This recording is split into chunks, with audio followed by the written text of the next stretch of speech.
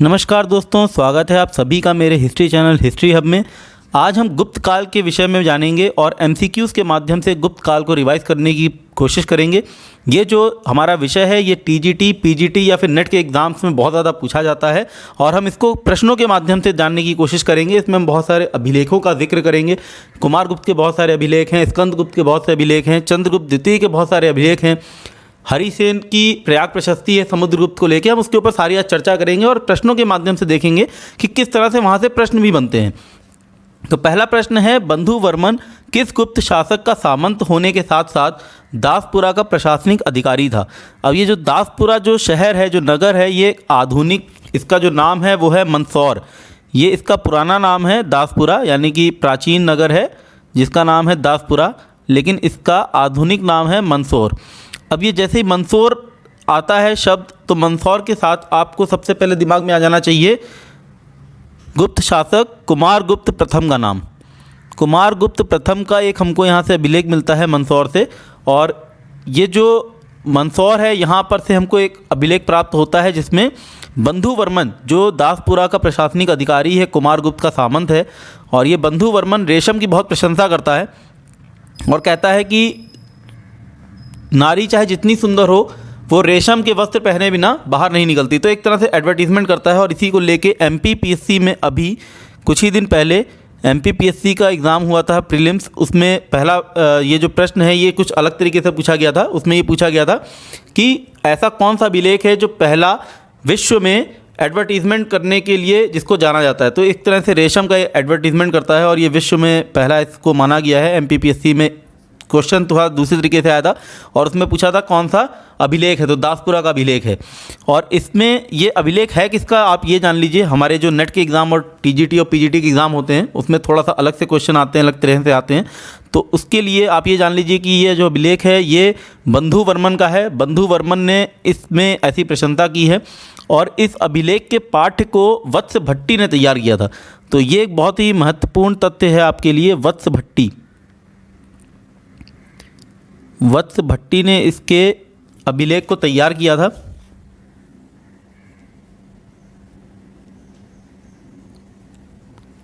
वत्स भट्टी ने इसके अभिलेख को, इसके पाठ्य को तैयार किया था। और ये जो वत्स भट्टी था ये एक सूर्य भक्त है।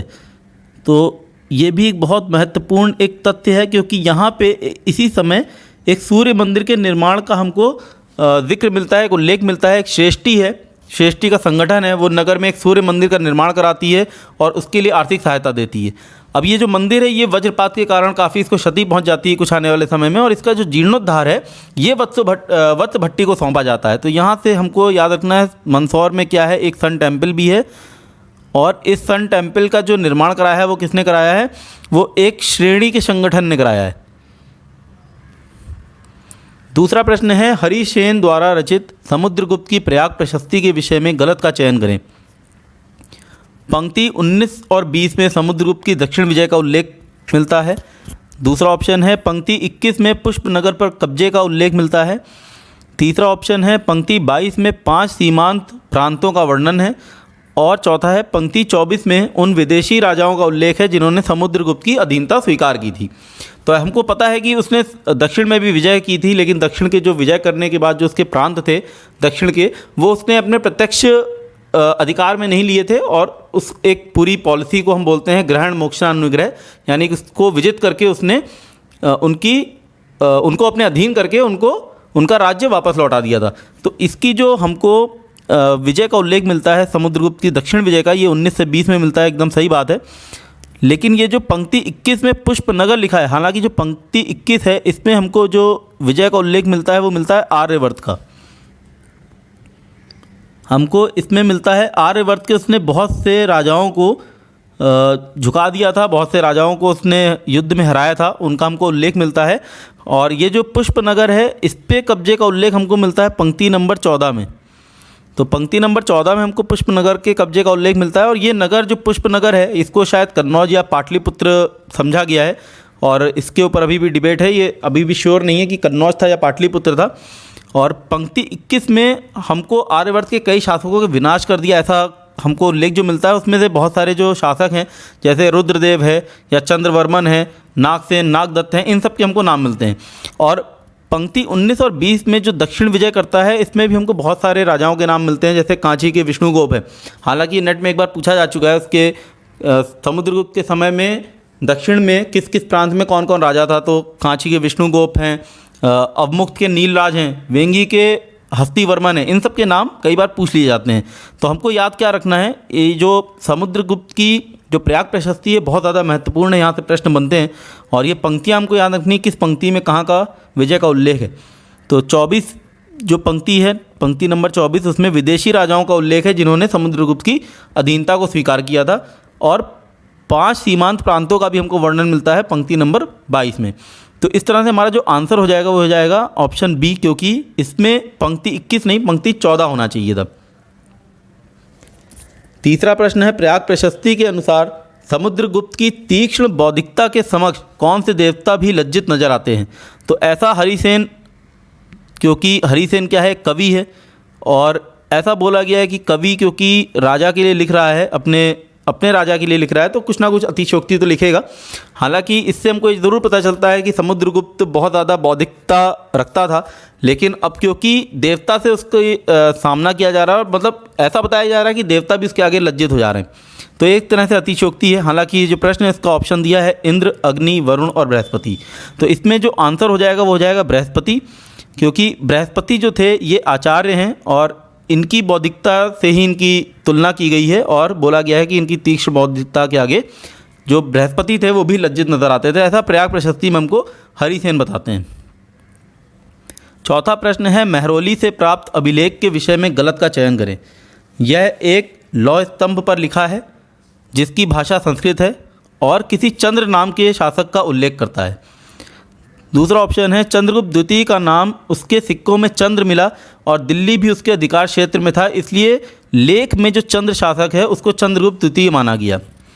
तीसरा ऑप्शन है, चंद्रगुप्त द्वितीय ने बंगाल में एक संघ के विरुद्ध युद्ध किया, जो ये अभिलेख बताता है। चौथा ऑप्शन है, चंद्र शासक के दक्षिण भारत पर प्रभाव को लेकर इसमें कोई सूचना नहीं है। तो ये जो स्तंभ लेख है इसकी मैं पहले भी आपको इससे पहले वाले लेक्चर में भी फ़ोटो दिखा चुका हूँ, किस तरह से दिल्ली में आपके कुव्वतुल इस्लाम का जो मॉस्क है उसके प्रांगण में ही इसका एक हमको देखने को मिलता है जो स्तंभ है, और उसके ऊपर एक लेख लिखा है संस्कृत भाषा में जिसकी ब्राह्मी लिपि है। कई बार लिपि पूछी जाती है, ये सब मैं डिस्कस कर चुका हूँ, तो इसके ऊपर ज़्यादा चर्चा नहीं करूँगा। हालांकि जो जानने वाली बात यह है कि चंद्रगुप्त द्वितीय का जो नाम मिला है सिक्कों पे वो चंद्र मिला है, सही बात है, और दिल्ली भी उसके क्योंकि प्रत्यक्ष अधिकार में थी तो इसलिए शासक का नाम जो चंद्र दिया है उसको चंद्रगुप्त द्वितीय माना गया। और कई इतिहासकारों का ऐसा मत है कि ये जो लेख है ये शायद उसके पुत्र कुमारगुप्त प्रथम ने लिखवाया होगा और इसने जो इसका नाम है केवल चंद्र डाल दिया। हाँ, चंद्रगुप्त द्वितीय ने बंगाल में एक संघ के विरुद्ध युद्ध किया, ऐसा ये अभिलेख हमको बताता है।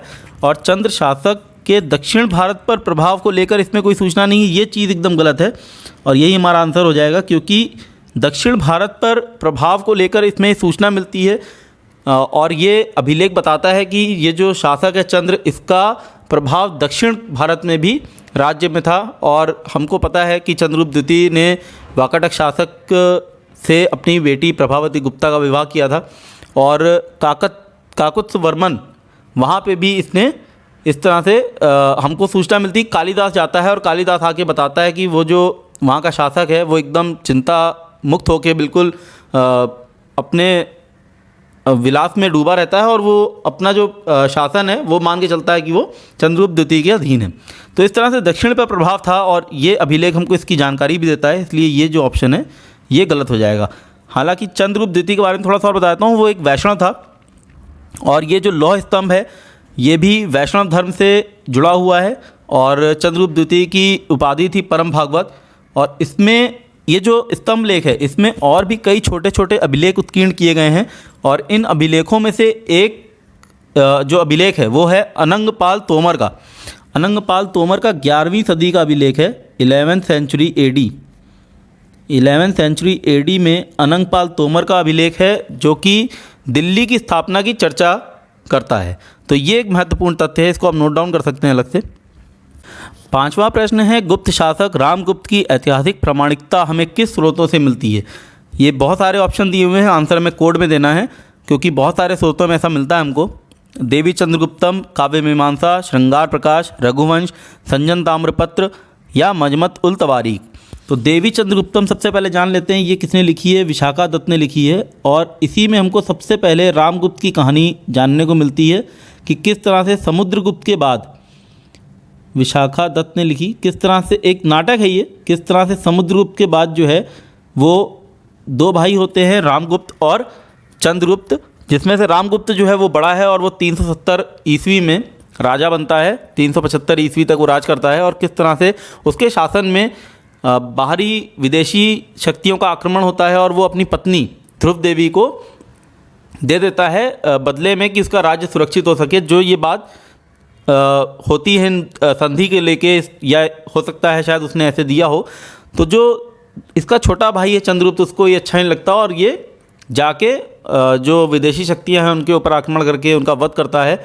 और बाद में वो अपने भाई का भी वध करके बहुत लोकप्रिय हो जाता है और बाद में अपने भाई का वध करके ध्रुव देवी से शादी कर लेता है। तो ये पूरा नाटक जो है देवी चंद्रगुप्तम में सबसे पहले बताया गया। और इसके बाद ये काव्य मीमांसा या फिर श्रृंगार प्रकाश में भी हमको ये घटना जानने को मिलती है। हालांकि जो रघुवंश है ये है कालिदास द्वारा रची हुई और इसमें हमको ये ऐसी कहानी जानने को नहीं मिलती। श्रृंगार प्रकाश अगर आपको पता होगा तो ये भोज ने लिखी है। कई बार पूछ लेते हैं कौन सी पुस्तक किसने लिखी, इसलिए मैं बताता चल रहा हूँ। काव्य मीमांसा राजशेखर द्वारा लिखी गई है। और ये जो संजन ताम्रपत्र है, संजन ताम्रपत्र जो है ये अमोघ वर्ष का है, राष्ट्रकूट शासक अमोघ वर्ष, इसमें भी हमको इस तरह की एक कहानी मिलती है। और सबसे ज़्यादा आश्चर्य की बात यह है कि एक अरबी में लिखी हुई पुस्तक है जिसका नाम है मजमत उल तवारीख और ये लिखी गई है 11वीं सदी में, 11th सेंचुरी एडी में लिखी है, सेंचुरी एडी। और ये लिखी है अबुल हसन अली ने, अबुल हसन अली।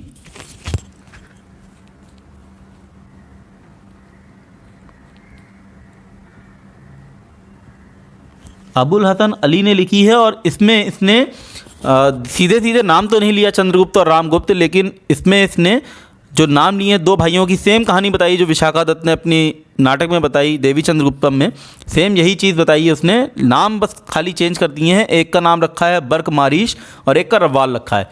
तो सबसे पहले आलतेकर महोदय थे, उन्होंने इसके ऊपर ध्यान केंद्रित कराया कि ये जो मजमत उल तवारीख में जो कहानी बताई गई है ये एक्चुअल में गुप्त डायनेस्टी के रामगुप्त और चंद्रगुप्त द्वितीय की है।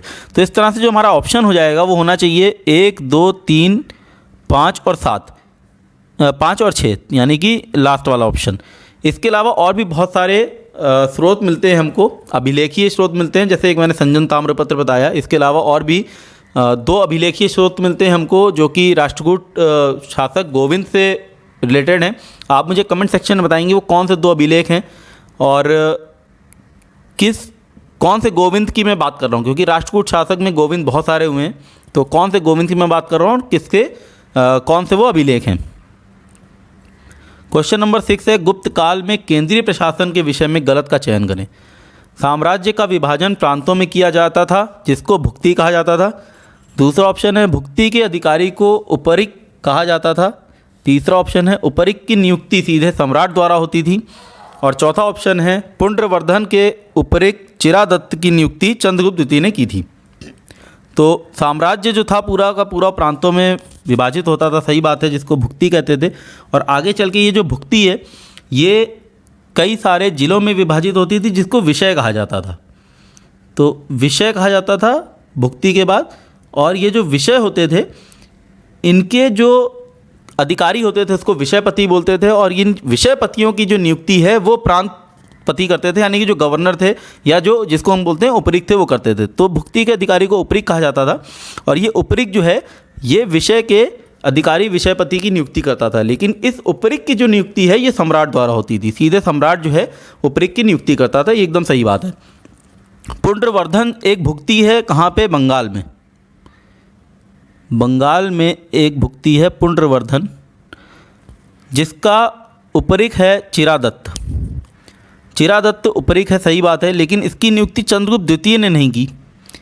इसकी नियुक्ति चंद्रगुप्त द्वितीय नहीं करता, इसकी नियुक्ति कौन करता है? कुमारगुप्त प्रथम। तो ये कुमारगुप्त का अधिकारी है, कुमारगुप्त प्रथम। इससे पहले भी हमने कुमारगुप्त के अधिकारी का नाम लिया था और ये दूसरा अधिकारी हो जाता है कुमारगुप्त का। तो कुमारगुप्त का अधिकारी है बंगाल में और इस तरह से हमारा ऑप्शन हो जाएगा डी।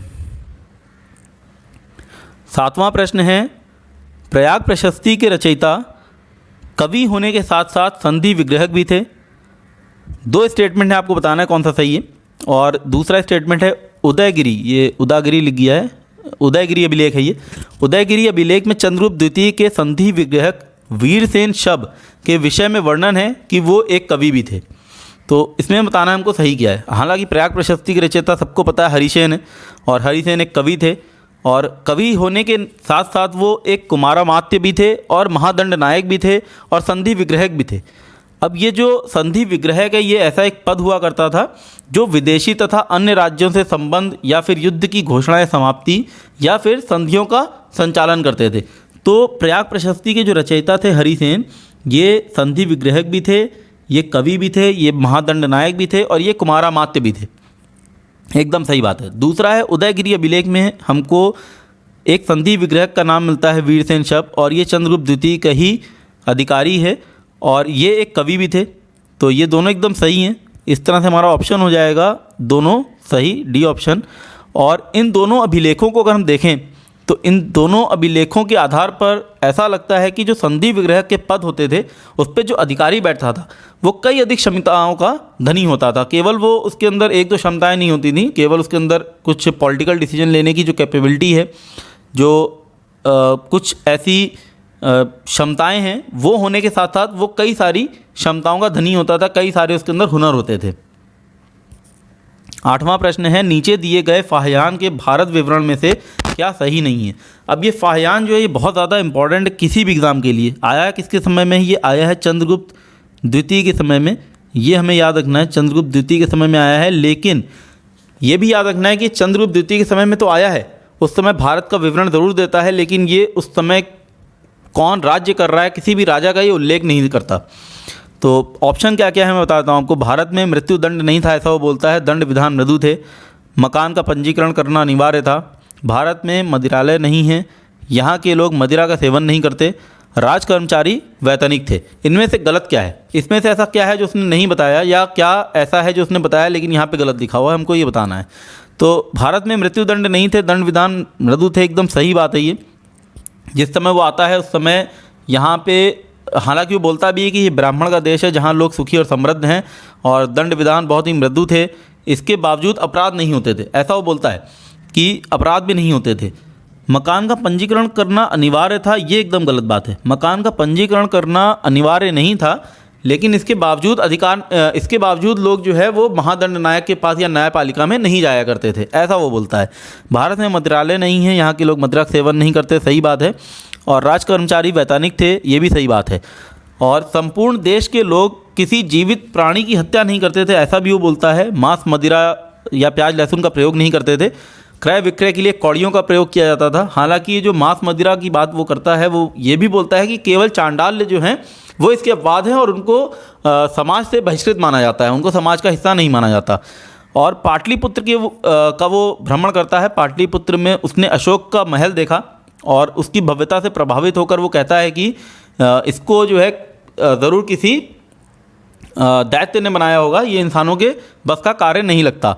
तो अपनी पूरी यात्रा के विवरण में बहुत सारी जगह घूमता है, वैशाली जाता है, लुम्बिनी जाता है, वाराणसी, नालंदा, राजगृह, बहुत सारी जगह जाता है, जेतवन विहार की प्रशंसा करता है, लेकिन कहीं पे भी ये सम्राट का नाम उल्लेख नहीं करता। ये एक बहुत महत्वपूर्ण बात है और कई बार घुमा के पूछ लिया जाता है, क्योंकि हमको ये पता है कि चंद्रगुप्त द्वितीय के समय में आया है, तो यहाँ से प्रश्न बन जाता है। 9वां प्रश्न है, गुप्त काल के कौन से अभिलेख में गुप्त संवत से काल गणना का उल्लेख मिलता है? जूनागढ़ अभिलेख, कहोम अभिलेख, मंदसौर अभिलेख या तुमैन अभिलेख? अब मैं आपको बता चुका हूँ कौन कौन से अभिलेख किसके, जैसे मंदसौर अभिलेख आपको पता है कुमारगुप्त का है, कुमारगुप्त का है मंदसौर अभिलेख, और कुमारगुप्त का तुमैन अभिलेख भी है, ये भी एक फैक्ट है। और तुमैन अभिलेख में कुमारगुप्त को बोला गया है शीतकालीन सूर्य समान बोला गया, मतलब शीत युगीन सूर्य की तरह इसको बोला गया है। और कहोम अभिलेख है जूनागढ़ अभिलेख। तो जूनागढ़ अभिलेख में हमको मिलता है इस तरह से काल गणना का उल्लेख हमको मिलता है जूनागढ़ अभिलेख में। और ये जूनागढ़ अभिलेख है किसका? ये है स्कंदगुप्त का, स्कंदगुप्त का अभिलेख है। और ये बहुत ज़्यादा महत्वपूर्ण भी है। महत्वपूर्ण इसलिए क्योंकि इसमें सुदर्शन झील का भी जिक्र होता है और इसका एक अधिकारी है स्कंदगुप्त का पर्णदत्त।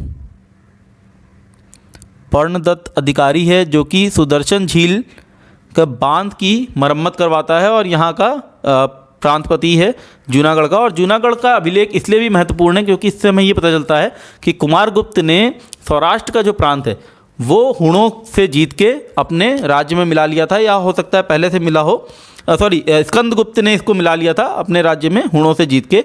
तो हुणों के ऊपर विजय का भी ये कहीं ना कहीं उल्लेख करता है। हालांकि इसकी हुणों के ऊपर जो विजय है वो हमको मिलती है जानने को भीतरी, जो इसका एक अभिलेख है स्कंदगुप्त का भीतरी अभिलेख, उसमें हमको हुणों के ऊपर विजय का वर्णन मिलता है। हालांकि इसके ऊपर हम डिस्कस करेंगे अगले अपने क्वेश्चन में। जो ये क्वेश्चन है स्कंदगुप्त के जो अभिलेख हैं उनके ऊपर ही है। स्कंदगुप्त के अभिलेख और उनके वर्णन में कौन सा युग्म सुमिलित है हमको ये बताना है। सही सुमिलित कौन सा है वो बताना है। कहोम अभिलेख कहता है गुप्तों की वंशावली। सूपिया 5 जैन तीर्थंकरों की प्रतिमाओं का निर्माण कराया, ऐसा उल्लेख इसमें मिलता है। इंदौर अभिलेख में सूर्य पूजा के लिए धनदान का उल्लेख मिलता है। गढ़वा जो है हुणों से संघर्ष का वर्णन करता है। तो इसमें सही कौन सा ये बताना है। अब मैं आपको पहले बता चुका हूँ भीतरी अभिलेख में मिलता है हमको हुणों से संघर्ष का वर्णन, तो गढ़वा तो नहीं है। हालांकि गढ़वा जो अभिलेख है ये स्कंदगुप्त का आखिरी अभिलेख माना गया है, तो गढ़वा को हम लिख लेते हैं लास्ट इंस्क्रिप्शन, आखिरी अभिलेख है स्कंदगुप्त का। और कहोम में और सूपिया में अगर हम बात करें तो जो सूपिया है इसमें गुप्तों की वंशावली मिलती है हमको। और सूपिया में जो गुप्त है उनको बोला गया है घटोत्कच वंश, और इनकी घटोत्कच से स्टार्ट होके वंशावली हमको मिलती है कहाँ तक? स्कंदगुप्त तक। तो घटोत्कच वंश बोला गया है इनको, इसलिए हमको याद रखना है। सूपिया से अगर आप घटोत्कच वंश याद रखेंगे तो ये याद रहेगा कि यहाँ पे हमको वंशावली मिलती है गुप्तों की। दूसरा, कहोम में हमको मिलता है 5 जैन तीर्थंकरों की प्रतिमाओं का निर्माण कराया गया, और ये एक व्यक्ति ने कराया था जिसका नाम है मद्र नाम के व्यक्ति ने 5 जैन तीर्थंकरों की प्रतिमाओं का निर्माण कराया, जो हमको मिलता है कहोम में।